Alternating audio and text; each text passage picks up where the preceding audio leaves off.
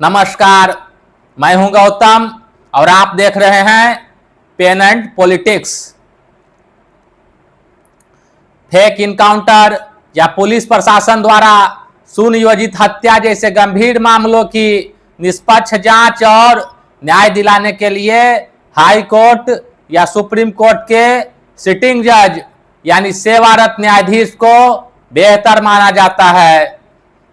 सर्वोच्च न्यायालय या उच्चतम न्यायालय के निर्देशों के अनुसार फेक इनकाउंटर या पुलिस प्रशासन द्वारा हत्या होने पर एक स्वतंत्र और निष्पक्ष जांच अनिवार्य है। चूंकि इस मामलों में पुलिस की कार्यप्रणाली और राज्य प्रशासन सवालों के घेरे में होता है, इसलिए सिटिंग जज की निगरानी में होने वाली सीबीआई जांच ही सबसे पारदर्शी और निष्पक्ष न्याय दे सकती है। लेकिन राज्य का मुखिया अपने कुकर्मों को छिपाने और उनसे बचने के लिए पटना उच्च न्यायालय के एक सेवानिवृत्त न्यायाधीश जस्टिस विनोद कुमार सिन्हा की अध्यक्षता में एक न्यायिक आयोग का गठन किया है।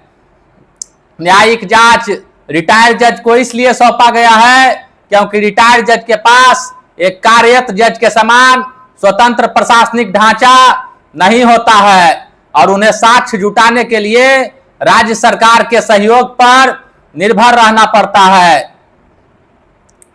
और कितना सहयोग करेगी राज्य सरकार आप भली भांति जानते हैं।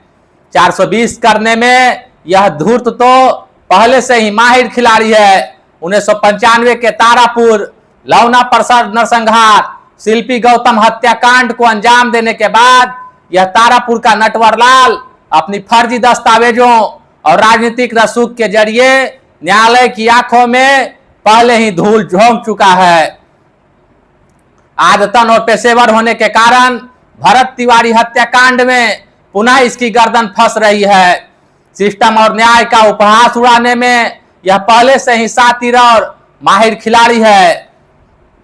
मुख्य गवाहों और परिवार के सदस्यों का अपहरण, धमकियां और अत्याचार का आरोप तो पहले से ही इस पर लगते रहे हैं।